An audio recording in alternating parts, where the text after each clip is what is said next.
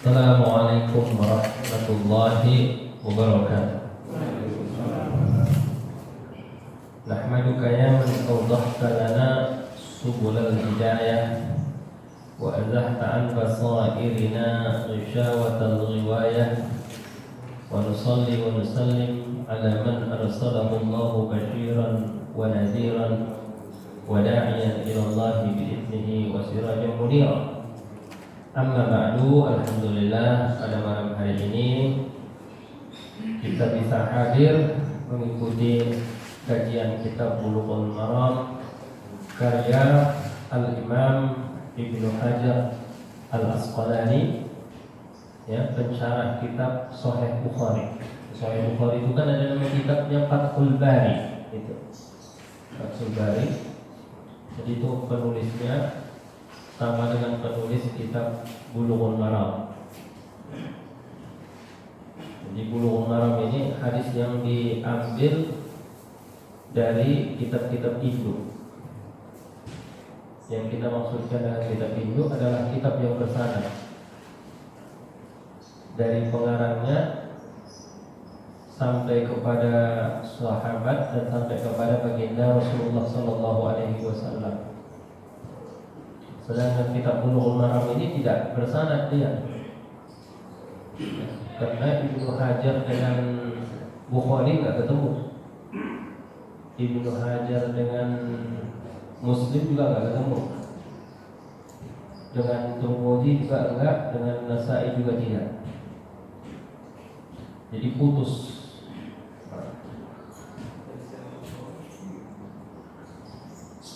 Jadi jangan bilang misalnya ada hadis dalam kitab Bulughul Maram, mana sanadnya? Memang nggak ada sanadnya kalau di situ.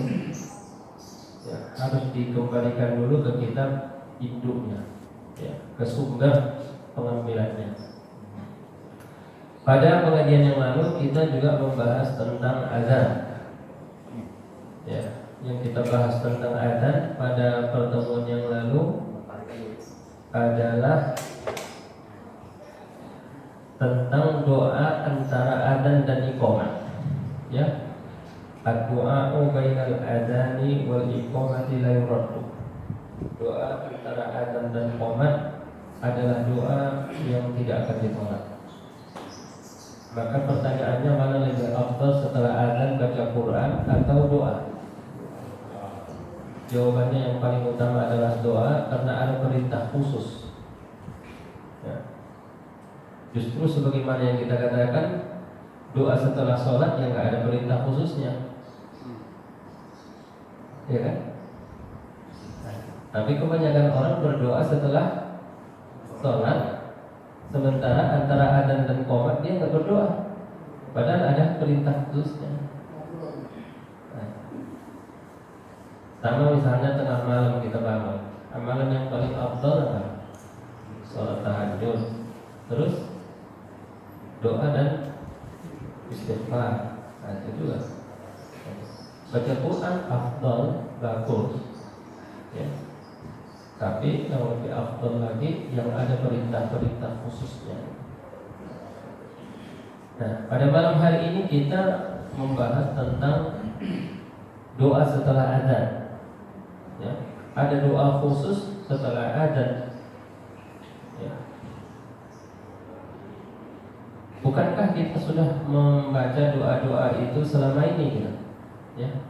Allahumma rabb hadhihi da'watit tammah was salatil qa'imah ati Muhammadin nil wasilata wal fadilah wa ba'athu maqamal mahmudan alladhi wa'adta innaka tukhliful.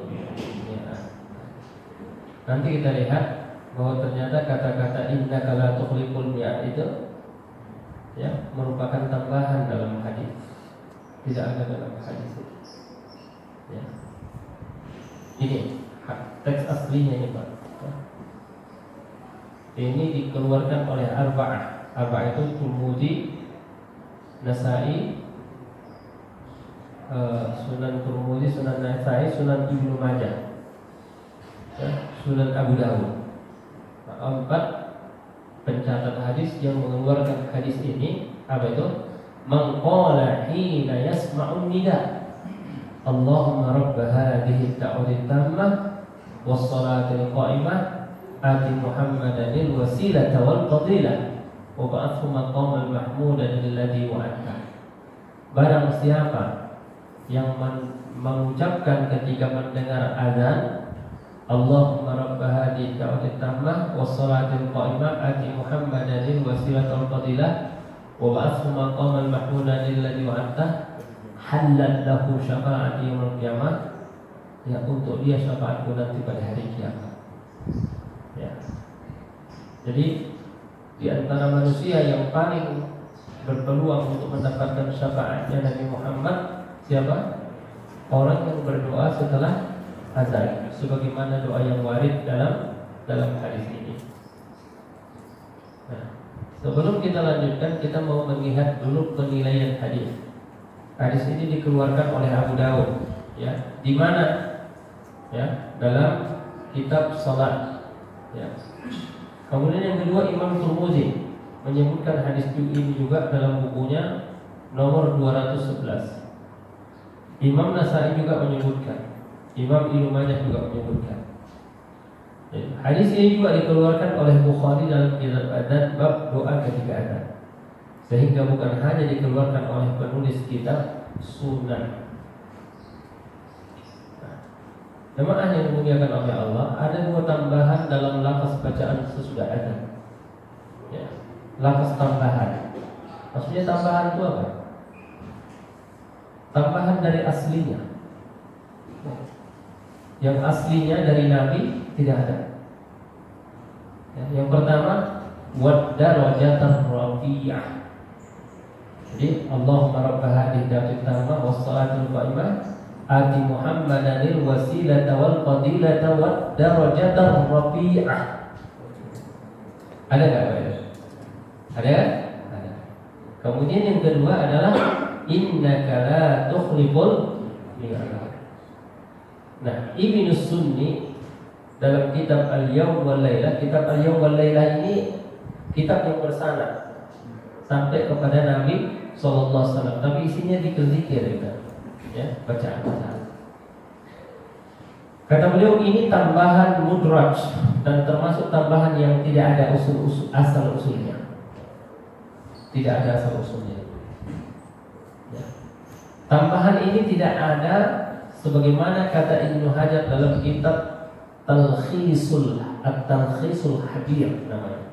Imam Ibnu Hajar juga menyebut, Imam Ibnu Hajar ini mazhabnya Syafi'i, kan? Ya. Salah satu pengarang buku-buku yang bermadzhab Syafi'i. Kemudian yang kedua adalah innaka la tukhliful mi'ad, ditambahkan di akhir bacaan di atas, namun tambahan ini syadz. Ya, syadz itu apa? 50 orang misalnya meriwayatkan hadis tersebut, ya. Tidak ada tambahan itu. Ya, 50 orang ini terpercaya, istiqamah. Kemudian ada satu meriwayatkan, ya, tambahan ini, tapi dia juga istiqamah. Nama riwayat yang satu ini adalah syadz. Syadz itu apa? Aneh. Kok bisa dia sendiri yang mengetahui, sementara yang 50 lain tidak mengetahui? Ada tanda tanya di sini. Sampai segitunya ulama hadis menyeleksi hadis-hadis. Itu yang pertama.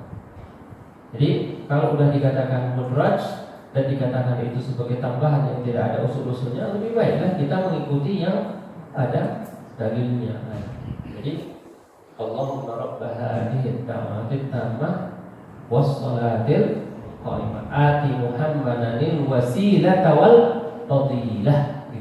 Wab'athu maqaman mahmudan alladzi wa'adta. Sampai di situ. Ya, tidak perlu tambahin lagi. Baik. Tadi di doa azan itu ada beberapa kalimat-kalimat, ada beberapa kosakata yang ada baiknya kita pahami supaya kita khusyuk dalam mendoakan itu. Yang pertama, Allahumma rabb hadhihi da'watit tammah. Ya Tuhan, Tuhan pemilik dakwah yang tammah ini. Dakwah yang tammah itu apa? Dakwah tauhid. Yang tidak ada di dalamnya perubahan, penggantian dan tidak bercampur dengan kesyirikan. Allahumma rabb hadhihi da'wah tammah. Jadi dakwah tauhid adalah dakwah yang diserukan oleh Nabi Adam sampai Nabi Ibrahim, sampai Nabi Musa, sampai Nabi Isa, sampai Nabi Muhammad sallallahu alaihi wasallam. Jadi kalau ditanya berapa agama yang diturunkan Allah ke muka bumi ini, Pak? Agama samawi itu ada berapa? Agama samawi satu, Pak. Agama samawi. Agama Islam. Allahumma rabb hadhihi da'wah. Ya Allah pemilik dakwah tauhid. Dakwah tauhid. Tauhid itu apa? Tauhid mengesahkan Allah Subhanahu wa taala. Mengesahkan Allah Subhanahu wa taala dalam pengakuan. Kita mengakui bahwa Allah lah pencipta alam semesta, bahwa Allah lah yang mengatur alam semesta, bahwa Allah pula satu-satunya yang memiliki alam semesta ini. Kemudian ditambah lagi dengan tauhid uluhiyah. Artinya apa? Artinya semua ibadah kita, semua ketaatan kita hanya kita serahkan kepada Allah. Itulah yang kita ikrarkan dalam salat. Iyyaka na'bud wa iyyaka nasta'in. Hanya kepadamu kami menyembah. Nyembah itu apa? Nyembah itu begini kan? Nyembah itu adalah patuh, tunduk, mengikuti, menuruti. Jadi kalau selagi kita masih memperturutkan hawa nafsu, mengikuti rayuan dan godaan syaitan, kemudian mengikuti kepentingan kita dengan meninggalkan agama, berarti masih ada syirik dalam jiwa kita dan syirik dalam hati kita, dan kadarnya berbeda-beda. Dan itu yang dikatakan Allah dalam Quran, afara'aita man ittakhadha ilahahu hawa. Tidakkah engkau tahu wahai Muhammad orang yang menjadikan hawa nafsunya sebagai Tuhannya? Jadi yang diikutinya hanya hawa nafsunya. Apa kata hawa nafsunya, itulah yang diikutinya. Jadi kita berseru kepada Allah, ya Allah pemilik dakwah yang sempurna ini, yaitu dakwah tauhid. Kenapa dikatakan adzan itu dakwah tammah, dakwah tauhid? Karena di dalam adzan itu terkandung dakwah tauhid. Kalau kita ada Allahu Akbar, kemudian asyhadu an la ilaha illallah wa asyhadu anna Muhammadan Rasulullah, di dalamnya terdapat dakwah tauhid. Yang kedua, was-shalatil qa'imah. Yang dimaksud dengan was-shalatil qa'imah adalah salat 5 waktu yang diserukan muadzin. Allahumma rabb hadhihi da'watit tammah was-shalatil qa'imah. Ya Allah, Tuhan agama tauhid ini, dan Tuhan pemilik seruan ini. Seruan apa? Seruan salat 5 waktu. Jadi ketika ada panggilan tadi, sangat terasa di dalam jiwa kita, sangat terasa di dalam hati kita bahwa pemilik seruan ini dan pemilik panggilan ini bukan muadzin, bukan masjid ini, tapi Allah yang pencipta alam semesta ini. Dia menyeru kita, maka jangan sampai ada lagi seruan yang lebih tinggi daripada seruan untuk melaksanakan sholat. Makanya kalau kita lihat Pak, para salafun saleh, orang-orang saleh yang terdahulu, apabila dia lagi bertukang, kemudian dia mau memukulkan paku, pakai palu itu, Dia dengar Allahu Akbar, Allahu Akbar. Nah itu palunya nggak jadi dipukulkan, ditaruh, kemudian dia langsung berhenti. Bandingkan dengan kita, ya, kita bilang begini, sebentar lagi, tanggung, katanya. Mana ada tanggung? Bukan masalah sebentar lagi itu, bukan masalah tanggung, tapi yang tanggung adalah iman kita tanggung, Pak. Iman kita separuh, iman kita setengah. Makanya kita mendahulukan pekerjaan, mendahulukan yang lain daripada seruan ada wassalatul qaimat. Apa yang kita minta kepada Allah? Ati itu artinya datangkanlah. Ya. Muhammad, kepada Nabi Muhammad al-wasilah. Apa itu wasilah? Al-wasilah adalah kedudukan tinggi di surga. Hal itu dijelaskan oleh baginda Nabi SAW. Kemudian mintakanlah untuk al-wasilah, karena wasilah adalah kedudukan di surga. Tidak pantas menerimanya melainkan seorang hamba dari hamba-hamba Allah. Dan aku berharap akulah hamba tersebut. Jadi ada suatu kedudukan di surga namanya al-wasilah, ya, suatu kedudukan di surga namanya al-wasilah. Kedudukan ini, ya, akan dimiliki oleh satu orang saja dari seluruh umat, dari seluruh bangsa jin dan manusia. Hanya satu yang memiliki kedudukan itu nanti di surga. Kata Nabi SAW, wa arju an akuna huwa, dan aku berharap bahwa akulah orangnya itu. Faman sa'ala liyal wasilah hal lahu syafa'ah. Barang siapa yang memintakan untukku wasilah, maka dia akan berhak untuk berpeluang mendapatkan syafaatku nanti pada hari kiamat. Mungkin di benak bapak-bapak dan ibu-ibu ada suatu pertanyaan.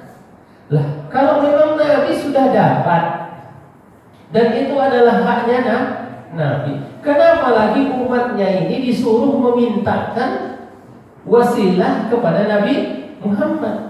Bukankah tidak lebih baik kalau umatnya ini minta untuk dia? Kenapa memintakan sesuatu kepada orang yang sudah kaya? Ya enggak? Nabi Muhammad itu kan kaya pahala, Pak.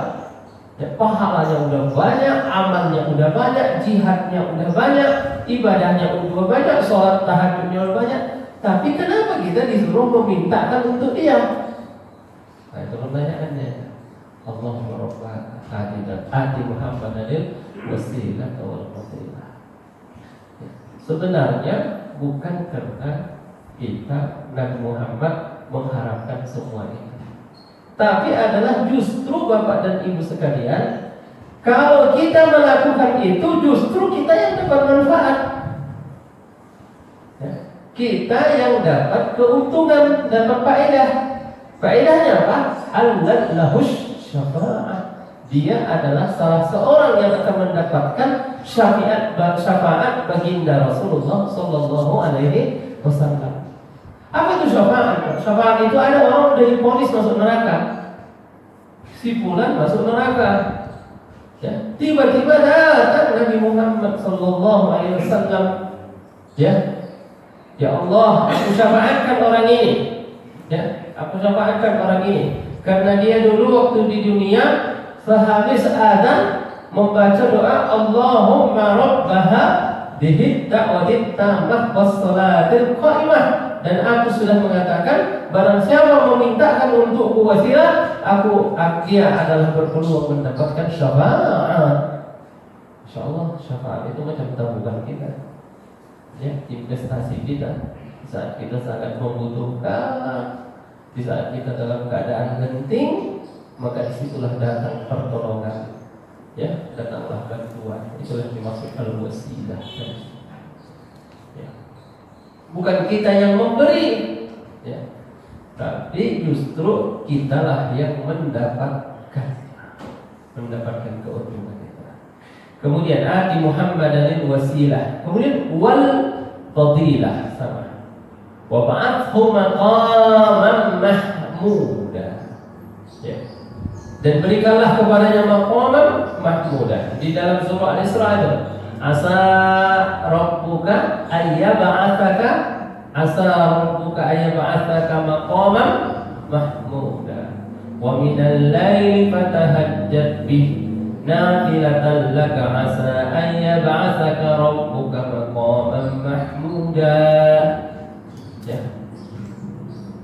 Dan berikanlah kepada Nabi Muhammad maqaman mahmuda. Apa itu maqaman mahmuda?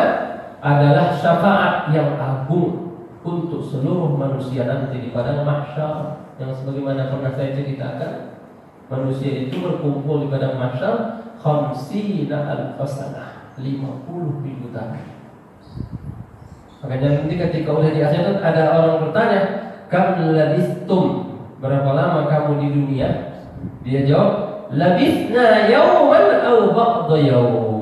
Kami tinggal dunia sehari atau setengah hari.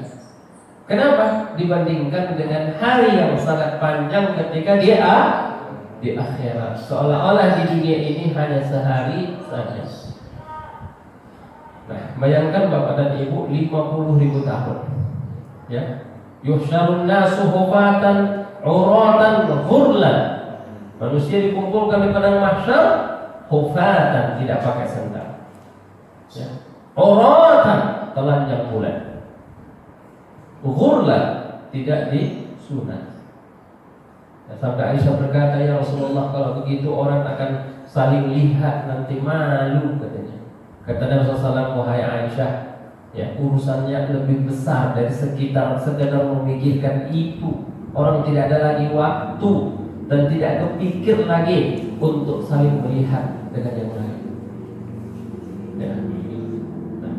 50.000 tahun tanpa ada pengadilan, tanpa ada apa-apa, hanya dikumpulkan. Cuma ada beberapa hadis yang menjelaskan, misalnya sab'atun yazilluhumullahu yawma la zilla illa zilaluh. 7 manusia, 7 golongan manusia yang mendapatkan naungan Allah nanti pada saat mereka di padang mahsyar. Yang pertama, imamun adil, pemimpin yang adil, ya.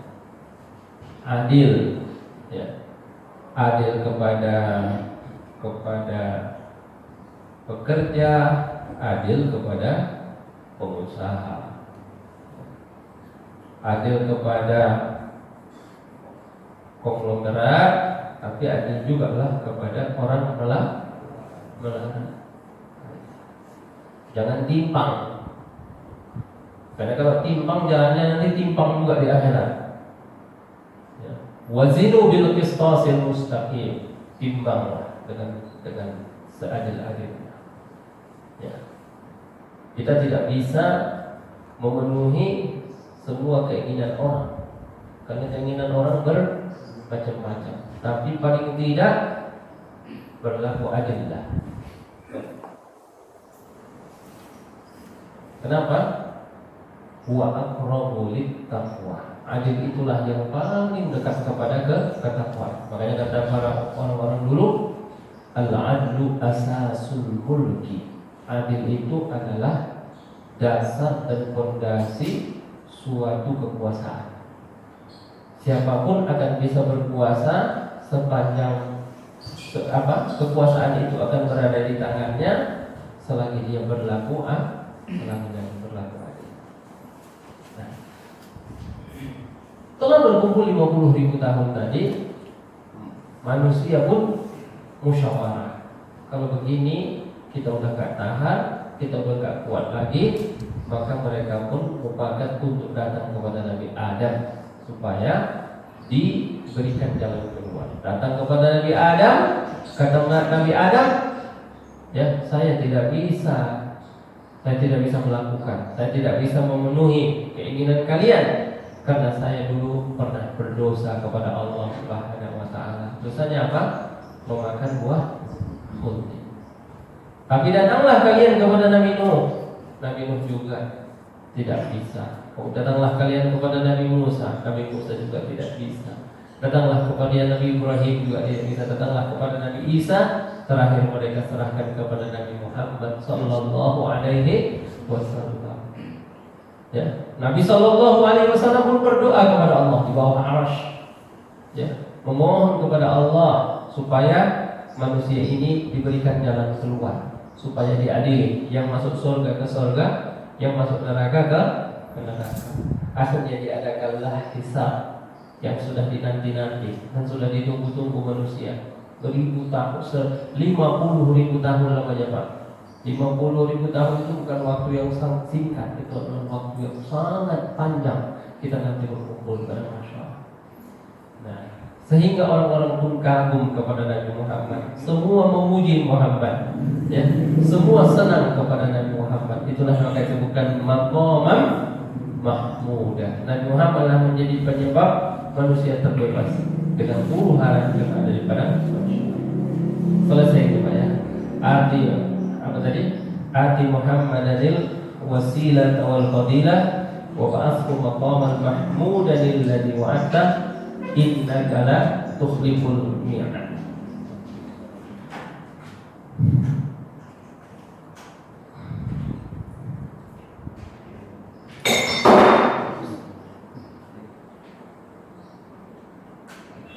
Ya, sampai situ Pak, selesai kita bab azan. Ya, ada yang mau ditanyakan? Mohon ya Pak. Kalau nggak salah Pak Ustadz, di hadis sebelum membaca doa setelah azan itu ada kalimat bahwa kita harus mengikuti apa yang diucapkan oleh muazin, ya, sampai selesai, baru kemudian membaca doa itu. Nah, kalau misalkan kita tidak mengikuti apa yang dilakukan oleh muazin, misalkan pas kita lagi di rumah dengan azan lalu berwudu gitu ya kan, kita nggak sempat mengucapkan lafaz setelah muazin azan, apakah juga akan tetap mendapatkan syafaat dari Nabi nanti, walaupun kita membaca doa setelah azan, tapi kita tidak mengikuti lafaz dari si muazin tadi. Ya. Ma la yudraku kulluh la yudraku ba'du. Kaidah dalam usul fikih itu. Kalau tidak dapat semuanya, sebagian pun tidak apa. Ya. Kalau nggak ada tali, apa? Hah? Iya, akan pun berguna. Jadi kalau nggak dapat semua, sebagian tidak apa. Tapi kalau berdasarkan teks hadis tadi, di situ dikatakan hanya itu saja, doa setelah adzan. Jadi doa setelah adzan itu ibadah khasah, ibadah khusus yang tidak terkait dengan ibadah sebelumnya, yaitu raddul adzan, menjawab adzan. Jadi apa ibadah-ibadah sebelum sholat? Ibadah sebelum sholat itu menjawab adzan. Yang kedua, menjawab iqamah. Ya. Yang umum kita lakukan itu menjawab adzan. Tapi menjawab iqamah jarang. Padahal ada hadisnya. Sama hukumnya menjawab adzan dengan menjawab iqamah. Bagaimana kita jawab adzan, maka jawab pula lah iqamah. Jawaban adzan sama dengan apa yang diucapkan oleh muadzin, kecuali pada hayy 'alatain. Hayy 'alah yang pertama, hayy 'alas shalah. Yang kedua hayy 'alal falah. Jawabannya sama-sama la haula wala quwwata illa billah. Bagaimana kalau azan subuh? Ketika muadzin mengatakan as-shalatu khairun minan naum. Jawabannya apa? Yang paling sahih dalam berbagai riwayat, jawabannya sama juga dengan muadzin, as-shalatu khairum minan naum. Adapun jawaban apa? Allah apa? As-shalatu khairum minan naum. Shadaqta wa bararta wa ana ala dzalika minasy syahidin. Ya, tambahan itu merupakan suatu tambahan yang disebutkan oleh ulama-ulama dalam kitab-kitab mereka. Tapi sayang, seribu sayang, mereka tidak menyebutkan dalilnya dan mereka tidak menyebutkan alasannya. Hanya dianggap baik menurut mereka. Tapi agama ini tidak cukup hanya sekedar dianggap baik, harus betul ada sandarannya dan harus betul ada dasarnya. Kemudian yang kedua, jawaban iqamat sama, kecuali pada hayya 'alas shalah dan juga hayya 'alal falah. Adapun pada ketika muadzin mengatakan pada qamatis shalah, pada qamatis shalah, yang paling sahih riwayatnya jawabannya apa? Pada qamatis shalah, pada qamatis shalah. Bukan aqamahallahu wa adamaha wa ja'alani min salihin ahliha. Itu sama juga disebutkan oleh ulama-ulama dalam kitab-kitab mereka, tapi ya, hadis yang dijadikan dalil untuk itu adalah hadis yang sahih dan bukan juga hadis yang sahih. Nah, begitu pula tadi dengan doa setelah adzan. Ya, doa setelah adzan, Allahumma rabb hadhihi da'watit tammah was salatil qa'imah ati Muhammadanil wasilata wal fadilah. Tidak ada wa darajatan rafi'ah, itu tidak ada. Ya. Yang ada was-salatul qa'imah ati Muhammadanil wasilata wal fadilah wa ba'athu maqaman mahmudanil ladzi wa'adta, sampai di situ. Adapun ucapan innaka la tukhliful mi'ad, yang dasarnya yang sahih tidak ada. Ya, tambah lagi Pak kalau ada. Waalaikumsalam. Kalau kita membaca salawat, kita membayangkan bahwa itu mengharapkan syafaat dari Rasulullah. Kayak kita waktu membaca itu merasakan Membayangkan ya, misalkan kita mengharapkan syafaat di maksud. syafaat itu Pak ada dua syarat. Ya. Ada dua syarat supaya bisa kita dapat syafaat. Yang pertama, wala yashfa'una illa liman irtada. Siapapun tidak bisa ya memberikan dan menerima syafaat kecuali orang yang diridhoi oleh Allah Subhanahu wa taala. Siapa yang diridhoi oleh Allah? Ahlut tauhid, ahlu la ilaha illallah. Ya, orang-orang yang komitmen dengan la ilaha illallah, itulah syarat pertama dan syarat utama untuk mendapatkan syafaat. Orang kafir, orang munafik, ya, terputus syafaat. Tidak mungkin bisa mereka terima dan tidak mungkin bisa mereka dapatkan. Ya, tidak mungkin bisa mereka terima dan tidak mungkin bisa mereka dapatkan. Kemudian yang kedua adalah man alladhi yashfa'u 'indahu illa bi'idzni. Tidak ada yang bisa memberikan syafaat kecuali atas izin Allah Subhanahu wa taala.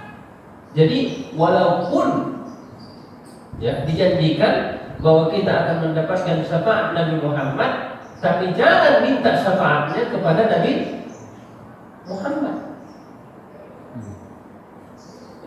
Wa ya Rasulullah syafi'ni. Ya Rasulullah, berikanlah syafaatmu kepadaku. Kok minta kepada Rasulullah? Bukankah kita sudah berikrar kalau waktu sholat apa? Iyyaka na'budu wa iyyaka nasta'in. Kenapa minta syafaat kepada Nabi Muhammad? Minta disyafaatkan Nabi Muhammad, kalau itu dia. Ya, minta kepada Allah supaya disyafaatkan Nabi Muhammad sallallahu alaihi wasallam. Tapi minta langsung syafaat kepada Nabi Muhammad sallallahu alaihi wasallam. Ya. Nabi Muhammad itu tidak bisa memberi syafaat illa bi'idni. Karena Nabi Muhammad itu masuk dalam kategori ayat man dzalladzi yashfa'u 'indahu illa bi'idni. Siapa sih yang bisa memberikan syafaat di sisi Allah kecuali orang yang diizinkan oleh Allah SWT. Kadang ada orang begitu yang minta syafaatnya kepada Nabi Muhammad, minta syafaatnya kepada wali, minta syafaatnya kepada seorang yang soleh, seorang yang bertakwa tidak minta syafaatnya kepada Allah Subhanahu wa taala.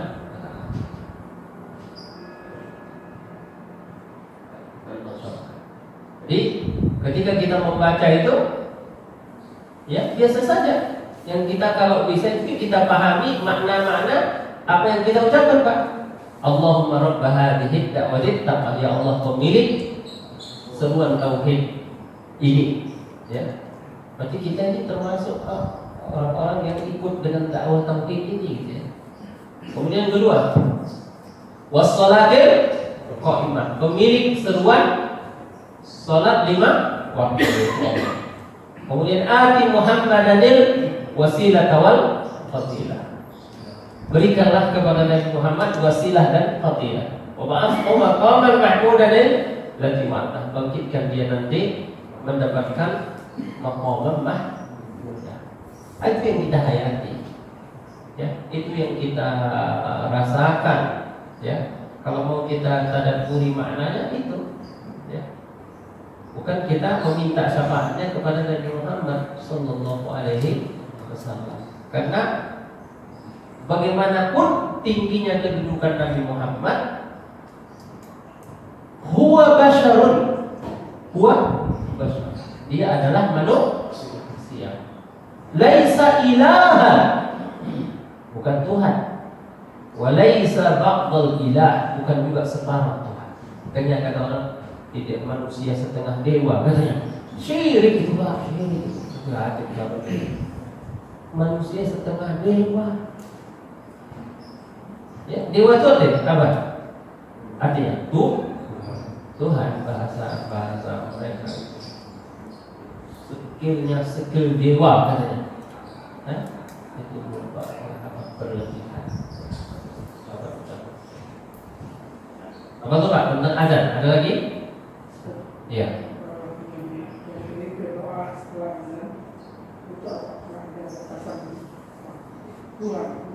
Kondisi yang diajarkan kepada saya, apakah orang yang sudah ada di masjid, di rumah, di Jakarta, memang semua? Iya. Di mana saja, di rumah, di pasar, di bis, ya, di kantor, lagi nyetir, lagi bawa jet tempur F-16, dengar agaknya saja gak kedengaran ya, Pak, ya.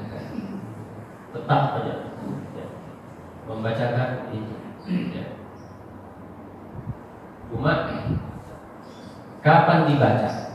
Ba'dal adzan itu wasyaratan, setelah adzan langsung dibaca, ya.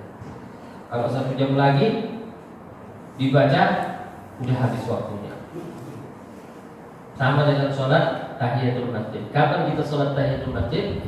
Begitu sampai ke masjid, sebelum melakukan apa-apa, sebelum baca Quran, sebelum bersalaman dengan orang, sebelum mau bicara sama orang, langsung dulu sholat. Namanya sholat tahiyatul masjid. Karena kalau kita udah bicara sama orang, atau kita udah baca Quran, atau kita udah terlanjur duduk, maka sudah hilang waktu tahiyatul masjid. Jadi antara adzan dan doa adzan itu tidak ada jeda yang panjang, ya, tidak ada jeda yang panjang. Karena kalau ada jeda yang panjang, namanya bukan lagi doa adzan. Ya, karena Nabi mengatakan, "Man qala hina yasma'un nida." Siapa yang mengucapkan ketika mendengarkan seruan adzan, ketika mendengarkan, maksudnya setelah selesai mendengarkan seruan adzan. Kenapa? Kalau ketika mendengarkan adzan kan kita wajib menjawab, disunahkan untuk menjawab adzan. Setelah itu barulah kita berdoa, Allahumma rabb hadhihi da'wati tammah was-shalatil qa'imah ati Muhammadan wasilah wal fadilah wa ba'athu maqaman mahmudan alladzi wa'ata. Memang apa yang kita kaji ini kecil, ya, kelihatannya sederhana, tapi kalau diamalkan, masya Allah. Ya, kenapa? Karena kita mengaji langsung kitabnya, mengaji langsung hadisnya. Di satu sisi kita ingin beribadah dengan yang benar, yang kedua kita ingin beribadah sesuai dengan apa yang dicontohkan oleh baginda Rasulullah SAW, dengan tidak merendahkan dengan tidak menyesatkan, dengan tidak membodoh-bodohkan orang lain. Ya, kita belajar sesuai dengan apa yang kita dapatkan dari kitab-kitab yang kita kaji dan kitab-kitab yang kita pelajari. Allah Taala a'la wa a'lam. Mungkin kita cukupkan sampai di sini karena udah masuk waktu. Ya. Semoga kita diberkahi oleh Allah Subhanahu wa taala, dilindungi oleh Allah Subhanahu wa taala. Ya. Kalau PSBB namanya ya, tapi kita tetap berprotokol.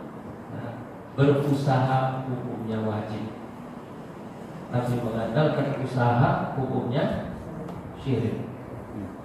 Ya, usaha wajib, tapi berpegang pada usaha hukumnya syirik.